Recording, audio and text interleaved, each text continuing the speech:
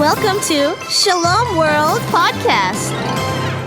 Hi kids! Hi kids! I'm Katie. And I'm Koco. And we're so excited to meet you! Come and play with Katie and Koco.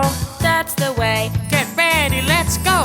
Flying through the air with Koco. Telling stories with Katie. You and I together, meeting my friends. Friends that help us every day. Katie and Koco.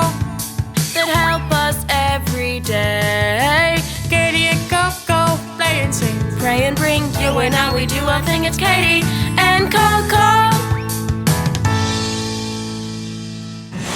Tell a story. Koco, did you hear that? That was you, Katie. What? Last time I checked, my voice did not sound like that. You can't trick me twice, Katie. I know it was you. All right, let's test that, shall we? What did the voice say? You said, tell a story. Exactly. But I'm not ready to tell a story yet, so why would I say it? It's time first to test out our tongue twister from last time. Oh, no, Katie. Can't we just skip to the story? Koco is still scared of tongue twisters. Koco. Kids, let's help Koco out, all right? Do you remember the tongue twister from last time? I'll remind you, and then you can repeat after me. On a lazy laser razor lies a laser ray eraser. Let's cut it in half, shall we? The first half.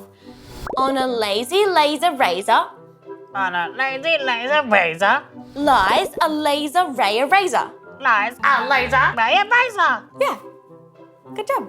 Now, can we tell a story? Let's see. Tell a story. See? Yep, let's go tell a story. Here's an interesting thought. Imagine a freedom like this. You can't starve someone who already eats only what they need to live. You can't steal from someone who doesn't have any money. And you can't ruin someone who doesn't like to be praised. Hey, that's like me. No one can steal from me. I don't have any money. Well, I have to give you that one, Koco. But then you do like eating those crackers I give you, don't you? I'm starving, Katie. Give me a cracker. Give me one now. You're always happier whenever I tell you your feathers look fluffy. Well, are they? Well, would you look at that? So fluffy I could sleep on you. Thank you. But don't really sleep on me. You'll squash me into a Bangkok attack. I'm sorry, Koco. I'm turning you into a what now? A Bangkok attack? A cockatoo pancake. Yes, of course. Anyway, look at us. We're getting so sidetracked. The kids are there waiting for us to tell them about Francis of Assisi. Shall we continue? Yes. I want to hear more. Me too. Are you kids wanting to hear more? Awesome. Well, this funny idea of freedom that we were talking about before, that's the idea that Francis had, and that was the way he lived. As simply as possible, as poor as a beggar, but happier than the richest man in his town. For Francis's happiness didn't come from the clothes or food or house or money he had, but in his love for God and all those he met. However, Francis wasn't always poor and selfless. His father was a very rich man, and at the beginning of his life, Francis lived exactly how the son of a rich Italian merchant was expected to live. He was popular with everyone. He was lazy, he was fussy, and he loved to party. But most of all, he wanted wealth and glory all for himself.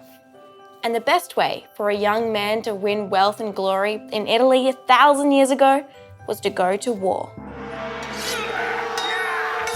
A war? Why did you want to do that?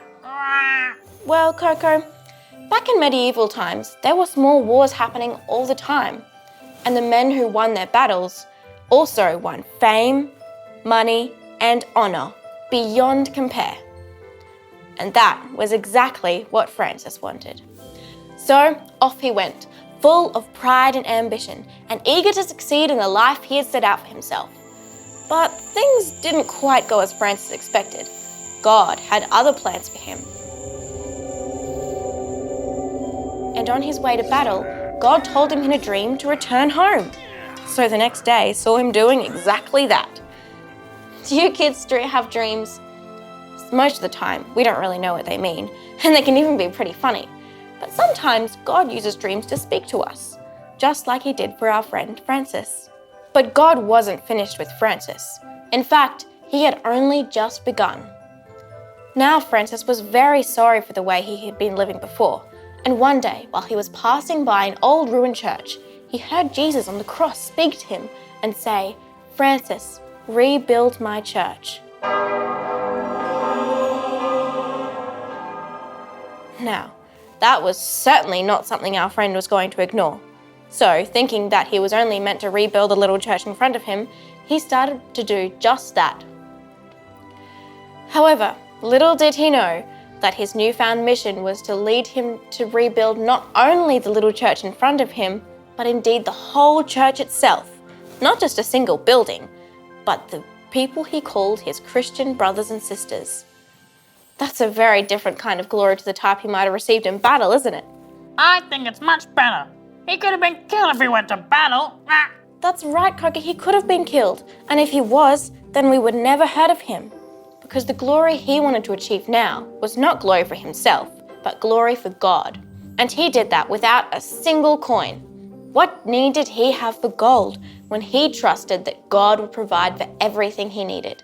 And of course, God did not fail him. And neither will he fail us. Over time, as Francis began to speak to people about God and to continue in his work of rebuilding the little church, he started to attract companions who wanted to live the same simple life. Francis was overjoyed, and soon he had a little community who helped him with his work. They had 3 simple rules, which Francis had taken directly from the words of Jesus in the Gospel: to sell all they had and give it to the poor, to take nothing on their journey, and to take up their cross daily. And he meant it. It was Francis's great love that allowed him to live like this.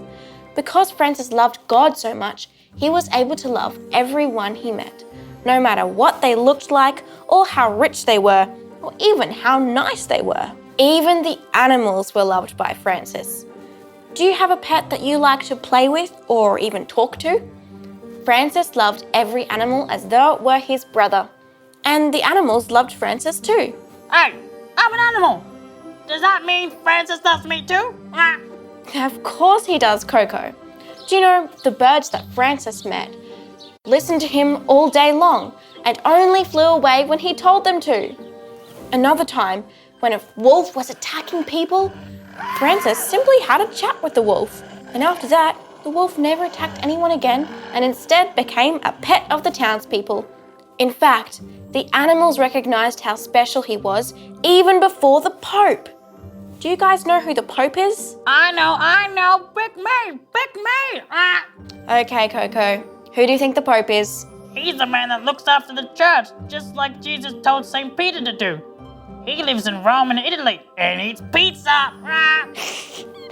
Wow, you're very smart, Koco.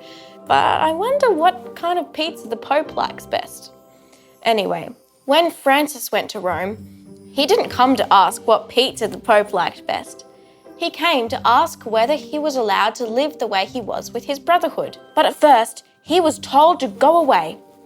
It was only after the Pope had a dream where he saw Francis holding up the church on his shoulder that he at last realized that Francis was sent by God and quickly called back our friend to give him the permission he was seeking. With this approval, and without finding out what kind of pizza the Pope liked, Francis's community grew and grew, and it still exists today, even after 800 years. 800 years? That's a long time. It is a long time, Koco. But today, men and women still feel called by God to live the same life of poverty and love that Francis founded. A life based on the life of Jesus himself. Koco, amazing. I like Francis. Me too, Koco. So, What do you think of St. Francis? I like him, especially because he loves animals. Well, you're in luck because he loves you because you're an animal as well. I hope you kids enjoyed hearing about St. Francis and become friends with him as well. So Francis is really my friend, right? Yeah, of course he is. So he'll help me if I need it? He'll do his best. Cool. Dear St. Francis, you love animals, didn't you? Especially birds. You know how much tongue twisters scare me and how I'm really bad at them. Please make Katie forget about the tongue twisters today. Amen. Koco, you do know I can hear you, right? Katie, where did you come from? I didn't see you there. Koco, St. Francis might not be able to make me forget about tongue twisters, especially because I'm standing right next to you while you mention them. But he can help you say them. Really? Yeah. Are you ready? I don't know, Katie. Are you ready, St. Francis? He's always ready. Are you ready, kids? Let's go. I'll say it all once, and then you can repeat after me when I say. Any noise, a noise, an oyster. But a noisy noise, a noise, an oyster more. Okay, let's cut it in half, and then you can repeat. Any noise, a noise, an oyster. Any noise, nose, a nose. A noise, a nose, a nose, a nose. Is that what you said, Koco? I don't know, Katie. Let's try that again. Okay. Any noise, a noise, an oyster. Any noise, a noise, an oyster. That's right. And the second half. But a noisy noise, a noise, an oyster more. But a noisy noise, a noise, an oyster more. Hey, you got it first try. Good job, Koco. And good job, kids. I know you're getting it really well. Thanks, St. Francis. Thanks, St. Francis. Time to say goodbye now. See you next time, kids. See you next time, kids. St. Francis of Assisi, always be with me. Come and play. Play with Katie and Koco. That's the way. Get ready, let's go. Flying through the air with Koco. Telling stories with Katie. You and I together, meeting my friends. Friends that help us every day. Katie and Koco. That help us every day. Katie and Koco. Play and sing. Pray and bring you and I, we do our thing as Katie and Koco. Shalom World Podcast is now available on all online platforms, including Apple Podcasts, Spotify, Amazon Music, and others.